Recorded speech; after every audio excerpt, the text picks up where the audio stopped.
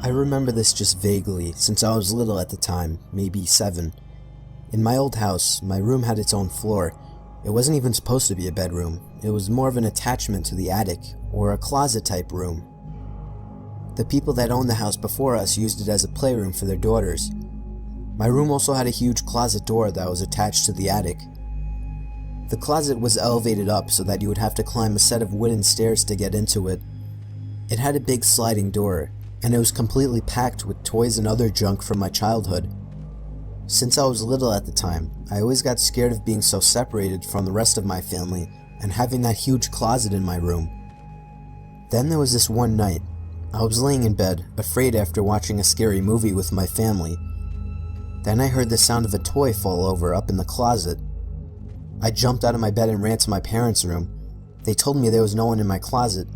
They saw how afraid I was, so they let me sleep in their room that night. The next night, I had kind of forgotten about it until I heard it again. The sound of a container of Legos spilling out everywhere up in the closet. Again, I ran to my parents' room and told them about it. My dad was starting to grow impatient with me. He reluctantly agreed to let me sleep in their room again. The next day, me and my mom checked the closet, and there it was. A pile of Legos lay on the floor, spilled out of the container.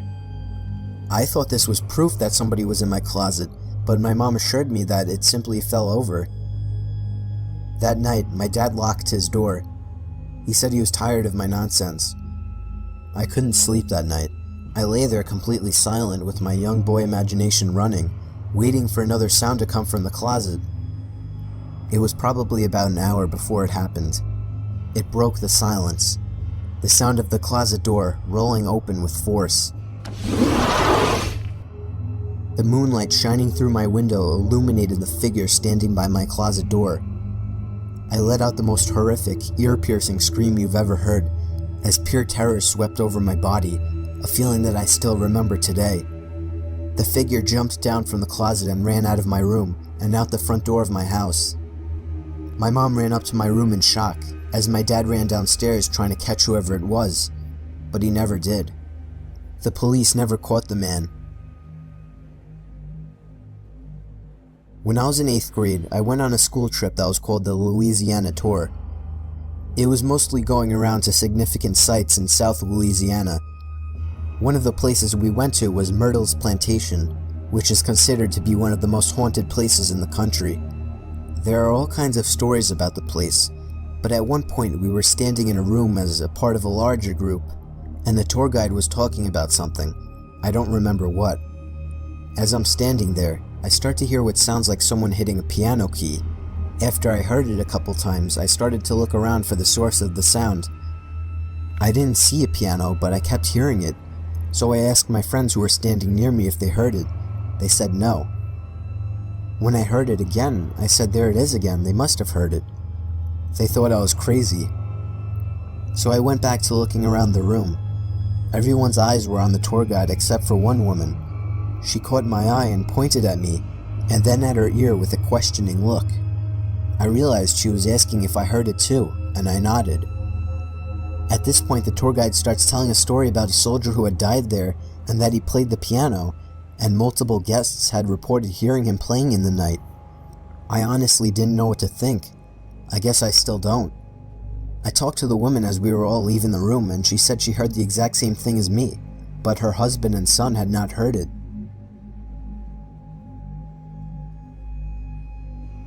It was near Halloween time when my friends and I were telling ghost stories. My friend said she was going to tell a story about her parents' first date. She said she didn't like telling the story since it was actually true, but we prodded her on. To cut to the chase, the parents had a nice, if awkward, first date, and around the time that they would have said goodnight, the male in the situation, who's my friend's dad, suggested that they go for a midnight hike up Provo Canyon. He apparently knew the place, since he had done a fair amount of rock climbing in the area.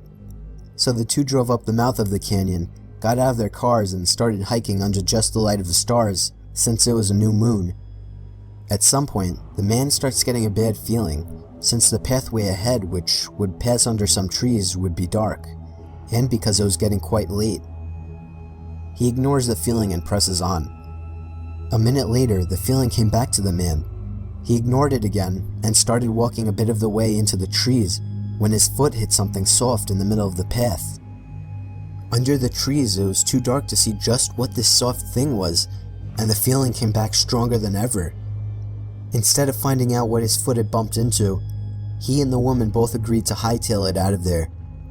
Years later, after being married for some time, they were watching an interview with the serial killer Ted Bundy.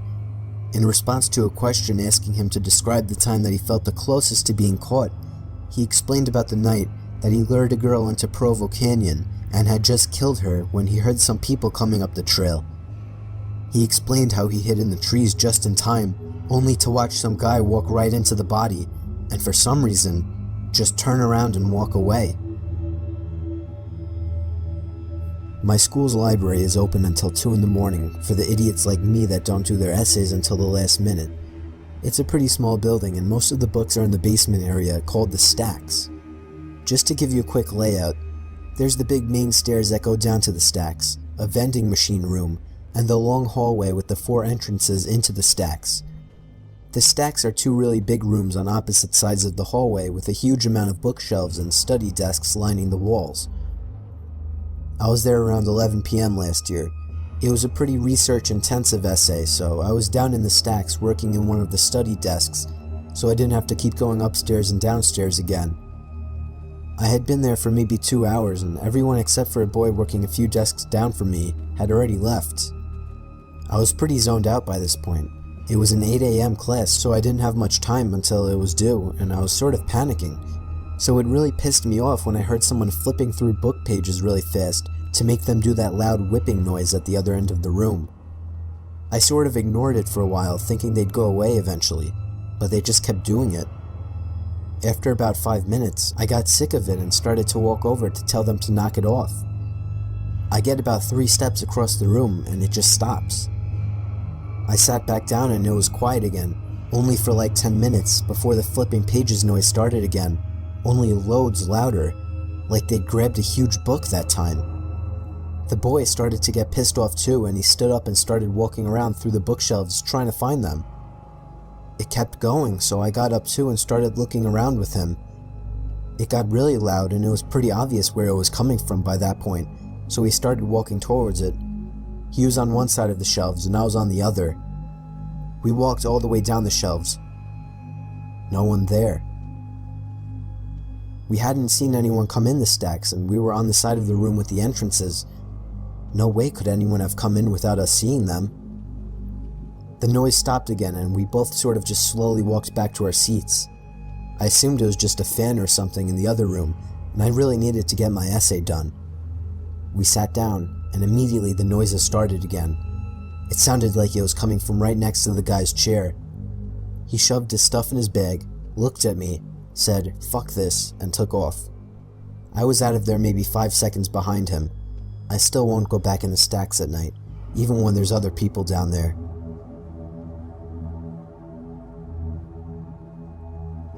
This happened when I still had my fishing boat. It was a horrifying experience that will never leave us. Me and my wife departed from the East Coast for our 2-day fishing trip in the North Atlantic. The first day and night were normal. We got a decent catch. At night we played cards while listening to music. It was enjoyable up until the next night. After a slow day at sea, we were playing cards again inside, this night without the music. It was at that moment that we heard the sound of a boat motor. We rushed outside to see a man piloting a crappy old motorboat with absolutely no lights on. He had stopped directly in front of our bow. The man was middle-aged. He had a beard and a baseball cap on. I went up closer and asked him if he needed help. He asked us if we had any spare gasoline. I apologized and told him we didn't. I asked the man if he was low on fuel and if he needed a ride back to the shore, but he declined. He claimed he had plenty of gas, which brought an awkward silence as me and my wife wondered why he asked us for gas then.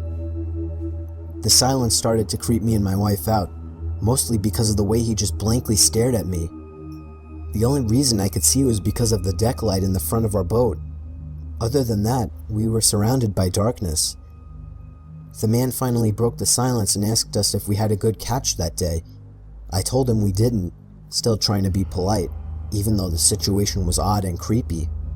I asked the man how he was getting around in the darkness, but all he gave me was a chuckle, as if I had made a joke. I figured he misheard me. He turned his little motorboat around, and the last thing he said to us was, "Nice meeting you folks." He sailed off into the total blackness surrounding us. Me and my wife were completely weirded out.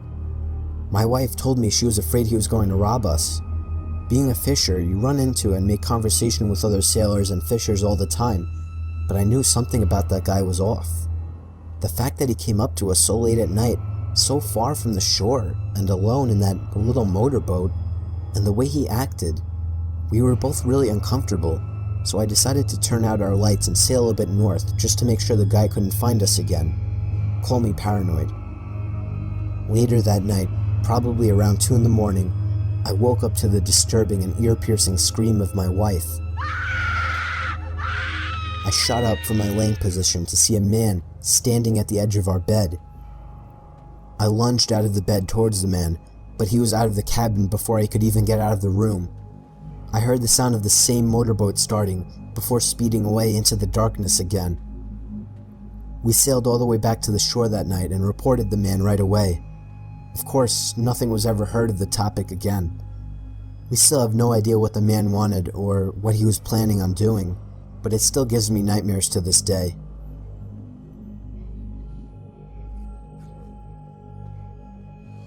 The way my bedroom was laid out was that across the room from my bed, there's a small alcove that does not receive any light because of the closet that's slightly in front of it. So the closet blocks the ceiling light and the ambient light from outside when it's dark. I was in 4th year high school and was trying to sleep but couldn't. You know that feeling like someone's staring at you? I was feeling it. I couldn't shake it, and it just felt like whatever was staring at me had such malicious intent in it.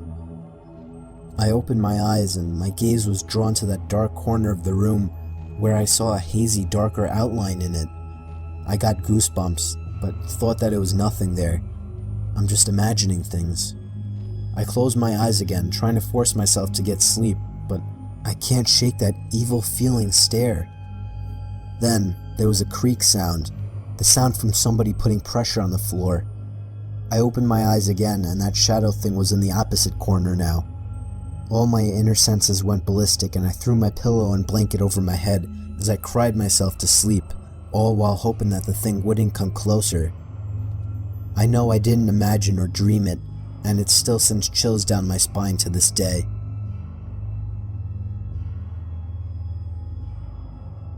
It was the first time my family ever went camping together. I was 18 at the time. We probably wouldn't have gone if it weren't for my brother and sister who were still only 11 and happened to be twins. It was mid-July and I was actually excited to do it. We drove all the way out to the country. We didn't go to a camping site. My dad just parked the car on the side of a quiet road, and we hiked about a mile into the woods until we found a small clearing in the woods. We pitched our 2 tents, one for me and my siblings and one for my parents.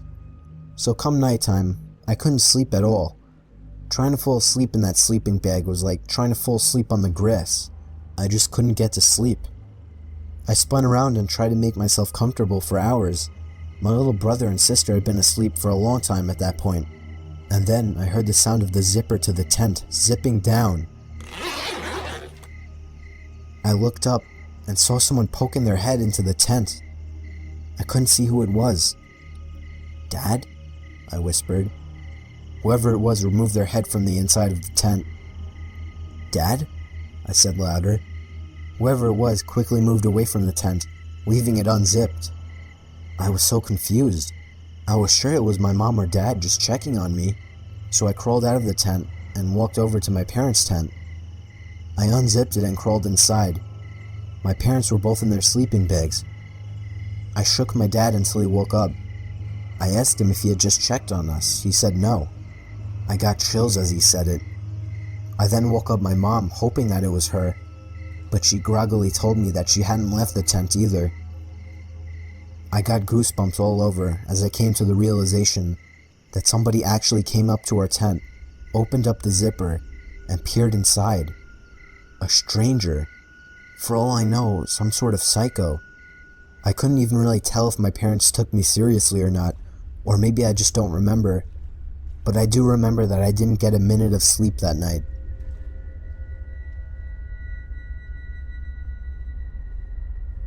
My parents were on their honeymoon to Key West. When they arrived at the hotel to check in, they were told that the room would be non-smoking. With my dad being a smoker, they requested a different room. They got the room switch and went to their room. As they got off the elevator, the smell of fresh paint was overwhelming. Down the hall there was a painter with all necessary supplies laid out around him as he was painting the wall. As my parents walked past him, they casually greeted him, and the painter had absolutely no acknowledgement of their presence. Whatever. When they got to their room, the smell of paint was even worse in there. So bad it wasn't even bearable, so they decided to go to the front desk to change rooms. When they explained the situation, the attendant looked very confused and informed them that there wasn't a scheduled paint job on that floor for that day, but agreed to change their room anyway. My parents go back to their floor to grab their luggage, and the painter is completely gone. All supplies cleaned up and gone within 10 minutes, and the smell of paint was completely gone. At this point, my parents were freaked out, but didn't think much of it and went to their new room. The next morning on their way to breakfast, they overhear a tour guide talking to a group. My parents tuned in when the guide mentioned the floor that they were originally supposed to stay on. Apparently a long time ago, there was a painter on that floor painting and fell down the elevator shaft to his death. Now my parents don't normally believe in the paranormal, but after an event like this that they had no explanation for, it freaked them out a good bit.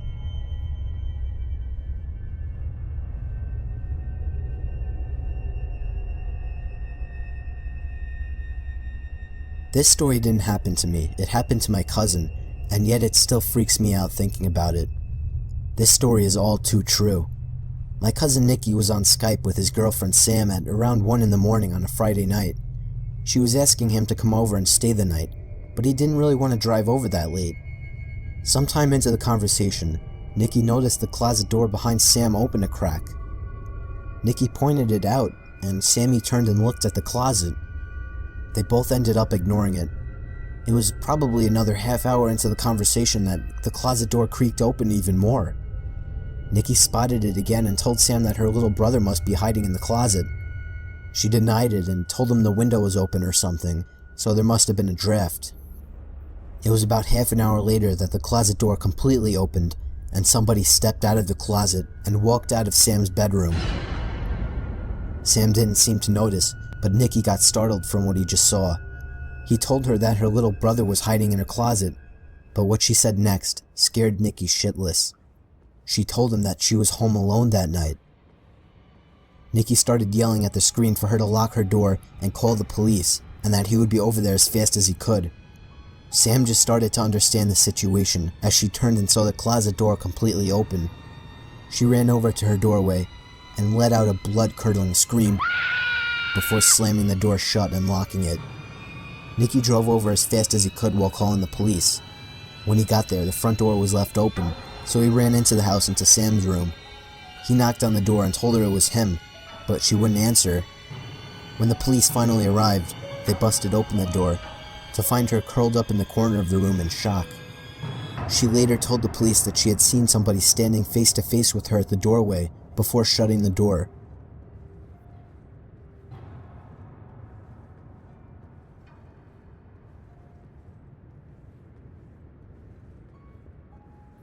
It was a dark and stormy night, the kind of stormy that I loved, thunder and lightning roaring, so I was staying up late watching movies. I lived with my dad, but he wasn't home that night. He was working nights. Anyway, after I finished watching the movie Forrest Gump for the 100th time, I decided 2 a.m. was a good time to get some shut-eye. I loved going to sleep during thunderstorms. It was just enjoyable to listen to, but suddenly, I heard the sound of something hitting my window.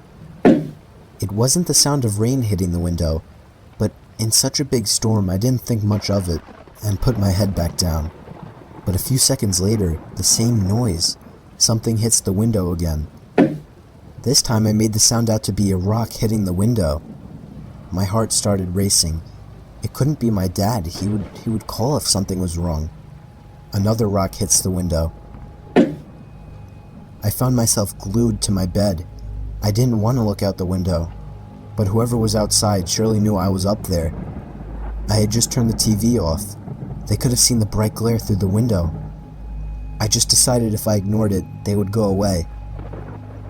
Another rock hit the window, and then another. It was getting faster. The rain started to lighten up, and that's when I heard the sound of a truck engine running down in the street.